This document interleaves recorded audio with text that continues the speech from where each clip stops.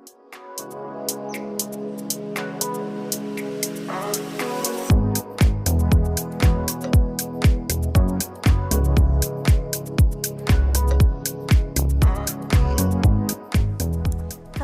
and welcome back to the Art Moehn Auto Show. Special guest in the building. We have Jon Grattan here from Cox Automotive. Jon, thanks so much for joining us. Yeah, thanks for having me, Mo and Emily. Appreciate it. Welcome. Yeah. Yep. So we've met before because you are our representative for KBB. Yes. Kelley Blue Book. And AutoTrader. And AutoTrader. Yes. Yes.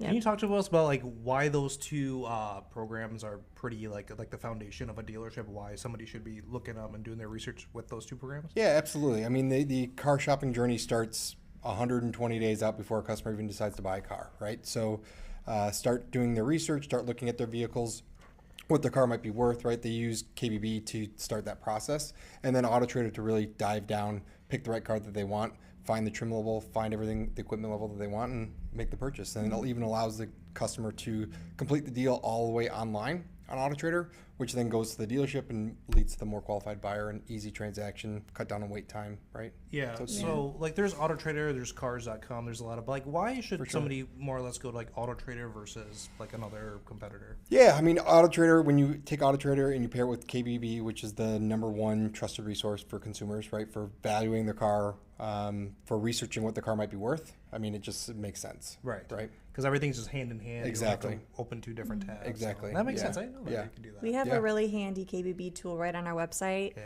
At the top, it's like, what's your vehicle worth? Then you go there and you go to KBB and you just type in all your, I mean, it's very user friendly. Yeah, exactly. Yeah, and KBB offers you the options to really low, like if you wanted to just basically get a rough idea of what your car is worth, we've got that very soft pull, which we call, it's called a KBB lead driver, which will just basically spit out the information for the car. And then we even get more dialed in when you have what's called the instant cash offer program, which then allows customers to actually get a buy figure while sitting at home, right? Similar to Carvana or CarMax, right? So sit in your pajamas and get that number, that buy figure number that goes directly to you guys that will buy the car for. Because sometimes people are just curious.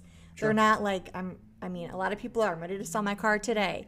But I'd say probably the majority are, I wonder how much my car is worth. Yeah. I've had it for a few years, want something new. I'm just curious. So KBB would be a great tool. Absolutely. To get on the website and just kind of see. Yeah, I mean, I'm 2 years out and I still check mine. So. Yeah, it's just. Yeah, I mean, KBB, the instant cash offer program uses, I think it's 2.3 or 3 trillion data points as far as figuring out what the car might be worth, right? So we really try to dig in deep other than just spitting out that normal number. We use auction figures. We look at bank numbers. We look at seasonality on the car, right? So depending on when you're trading your car and what type of car is, what that car might be worth, right? Yeah. And then also what they're listing for online when people are trying to sell it. Like it all kind of goes hand in hand, and that's why we think that KBB is, and it's been the most trusted #1 resource for consumers. Yeah, it's like an industry standard, right? Because when people come in, they get their trade appraised. They cross-reference that with KBB. For sure. So obviously, Jon, like you seem like very like well-versed in this area. Like, what got you into the car industry? And I saw you graduated from Western. We creeped on you. Yeah. Bronco. I'm a Bronco. Me too. I actually I have no idea how I got in the car industry, to be honest with you.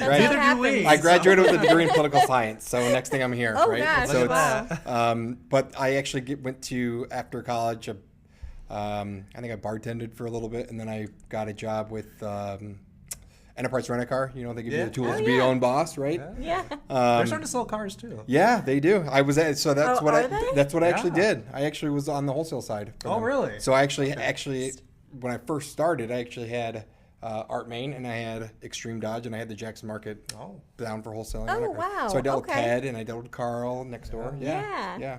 Did you know their brothers?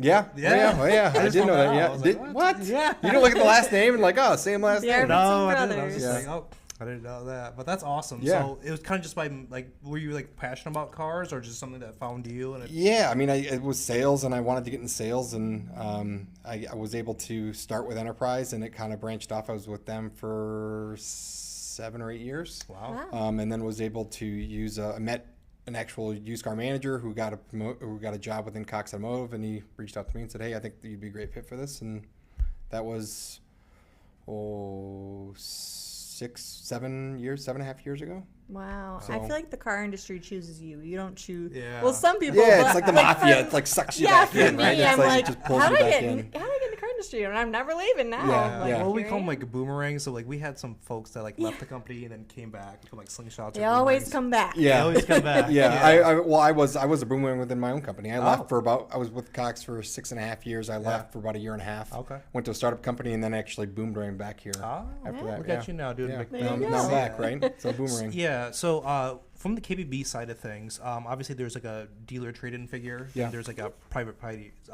trade-in figure. Yeah. Can you tell the audience like what's the difference with both and why sometimes private party is more the price is higher theoretically? Yeah, I mean the price is higher on the private party because you're taking out all the dealership Jargon. Yeah. jargon, right? So dealerships within every dealership, right? There's profit that's associated There's with it. Right? You guys reconditioning fees, yeah. reconditioning fees. There's the cost of getting that car through service. There's the cost of making that car frontline ready, right? Yeah. As we'll say to be ready for sale. And third party kind of takes that out. So some people think they can sell their car for a little bit more without taking dealerships out of the picture. And then what was the other? The private party. That is the private party, Okay. right? Okay. So Well, that, what's selling it to the dealership? Obviously, dealership have like reconditioning costs. So that's probably why it's a little bit lower. yeah, reconditioning costs. I mean, obviously, every single time you trade your car in, Yeah. The dealership goes through your safety inspection, right? Correct. It goes through your probably new tires, new brakes, new oil changes, right? Mm-hmm. So everything on that car for a used car for a new consumer is brand new, right? Yeah. Where if you buy it from a private party, it's not necessarily, you don't know when the last time they changed the oil, you don't know how old the brakes are, you don't know how old the tires might be on the car, right? So buying from the dealership really gives you peace of mind that what you're buying is a new to you car. Sure. Right. Yeah, and the big thing I tell people too is just like selling it to a dealership opposed to somebody selling it like private party is like, one, do you want a stranger like coming up to your doorstep? And then two, it's just like, how are they paying for it? Are they paying by check? How do you know if the fund's good? Over here it's an established dealership. We have money in house. Like you got to check on the spot. So that's another positive. It makes it so much easier to go through the dealership as well, especially with like trading in. Like if you just want to sell your car outright, sure. Yeah. Definitely we'll buy your car outright. But especially if you want to upgrade to something different. Absolutely. Or downgrade to something different. Sure. I don't know. Sure. And peace of mind from the customer, right? Like how many times have you purchased something that maybe didn't hold out to its end of the bargain or maybe something broke on the car, but you're going to call Mo and be like, hey, Mo, the car you just sold me, this little knob fell off. Do you guys mind taking a look at it? Sure, no problem, right? Or if you buy it from a third party, like you'll never see them again. You're never going to see them again. They'll block you. They don't care. They'll scam you. Mark the scam, right? They'll block you. Yeah. Yeah. They don't care. Yeah, that's awesome. Is there a time where the trade-in like fluctuates? Is there like a high season or a low season, or is it like a case by case with each car? Honestly, it's going to be a case by case in each car. I mean, I know from the wholesale side of it, back in my day, a long time ago, cars were historically worth a little bit more money in the spring, right? But nowadays, coming after COVID, everything has kind of changed, right? The whole game's kind of changed. We had car market was crazy. Cars were appreciating in value. Like used cars were appreciating in value, which is crazy. Because of the shortage of new cars. Because of the shortage of new cars, right? So used cars were going way up. And now we've kind of back into that more normalized value where used cars actually are depreciating, right? So that value is changing within the day or hours, right? Depending on the value of the car. So you're getting back to that normal kind of cycle. And really you're going to look at when you're looking at cars, better time to trade a car in, right?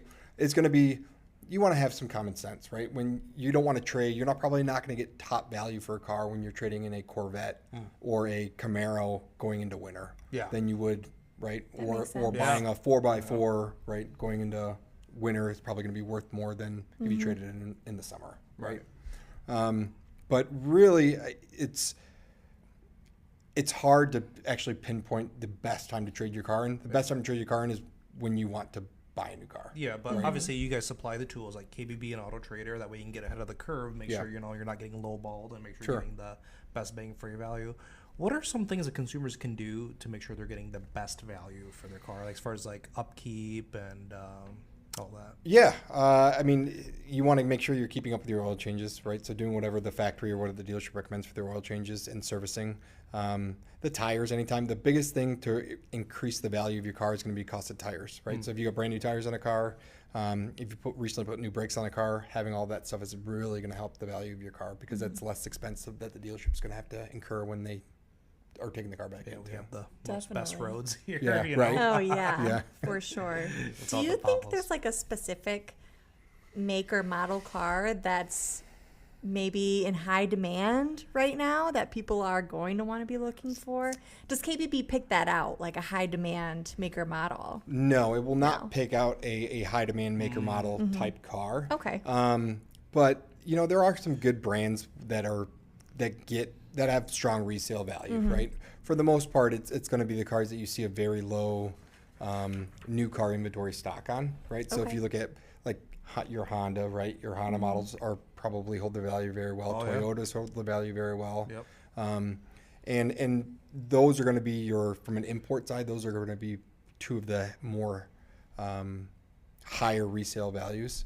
But overall, I mean, it's from the consumer standpoint, it's, you know, when you want to buy a new car, right? And it's that time. And especially leases coming due, you want to turn your lease in. Yeah.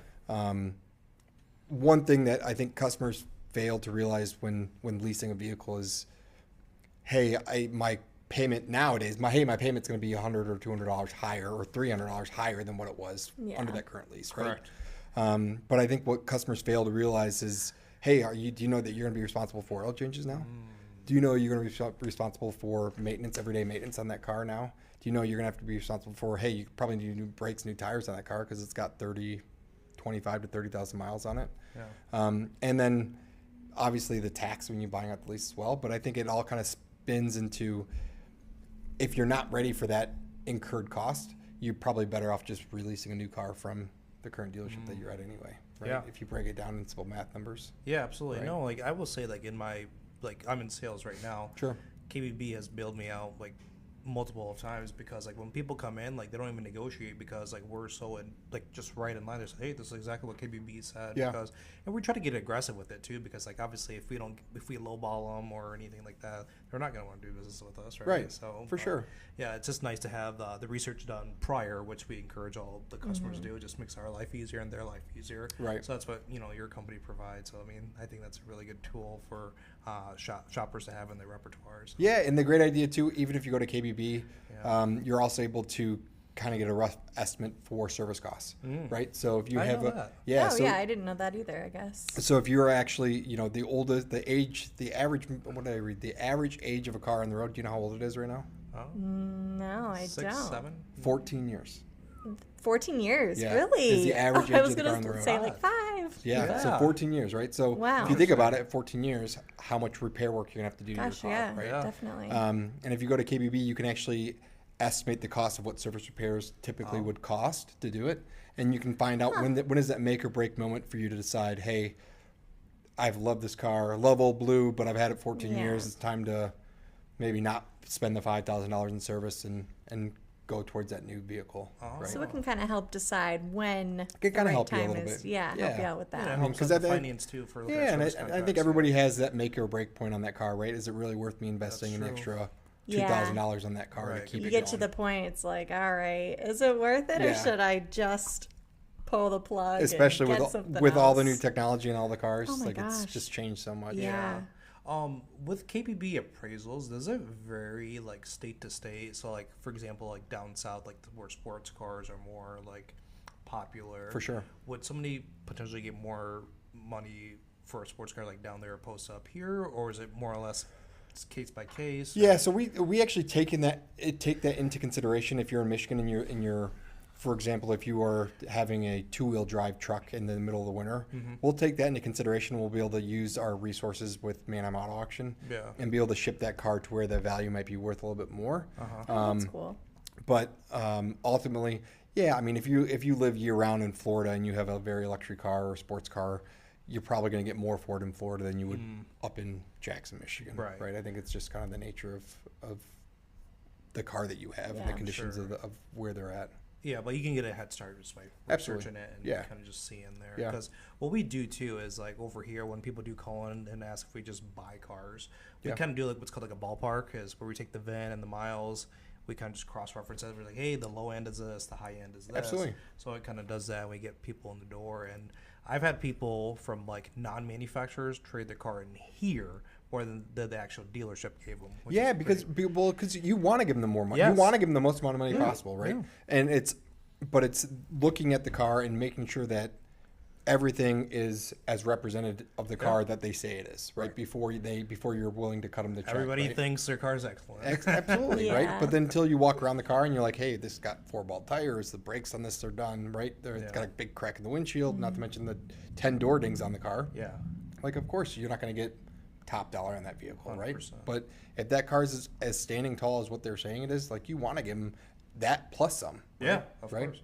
Yeah, because like I had a customer, and they were about I think like 6 months out of their lease, but they didn't know that we could pull them out, do like a pull ahead program, and get them out with some positive equity on top, depending on what the market is. Absolutely. So, yeah, they didn't even know that. So, but we used KBB. We kind of educated the customer, and they actually brought 2 more customers to me. So, Yeah, it's great. yeah, That's great. It's a great tool. I think to use. KBB is great because you get that solid number in front of you. And yeah, it's not going to be like down to the penny maybe all the time. But that is something that you can kind of like hang your head on and say, okay, like I have a number in front of me. I'm not just talking over the phone, getting something. What'd they say? Why'd they say that? How important do you think it is for people to be like 100% honest on their KBB? Because it will ask you dents and dings and this and that. And if you leave something out, that can kind of... Keys. Like I've done it before, and I'm like, I probably left some things out because there's... Because you don't want to get hit, I just right? wanted to get through it, I just want to speed this up and get over it. curious. Yeah. It's important to be honest, right? I think that, again, the most important thing to be honest about is the wear and tear on the tires. The last time you've had your brakes done, right? If you can add that into it. But as far as little door dings, little tiny dents, little tiny scratches, realistically, those things can all be buffed out and all be managed pretty easily in-house at the dealership, So right? you guys aren't going to like hard hit on. No. But I mean, if you have a check engine light on it, like probably Go to might AutoZone, want to make scan sure, it, make sure you can take that off before you go in, right? But it's ultimately, be honest about what, because that's all that's going to do is affect the number that it's given to you, and hopefully not make you mad. But you don't want to get a number of 15,000 and then go into the dealership Big and surprise. It all comes to light, they're right? like, oh, you're only getting 8. Oh, no. We're only giving you 8. No. Yeah. Because Teddy and Carl have been doing this since like I was in diapers pretty much. So I mean, they know their stuff. They're sharp with it. So opposed to like KBB, obviously, like we know like Carvana just buys cars. Yep. What do they do different rather than like a KBB or like a dealership? Because sometimes like a lot of customers tell me that they give a little bit more potentially. Yeah, well, I mean, it's just like the dealer down the street that just left you, right? And is going down there to buy a car because they got $400 more down the street, right? I think I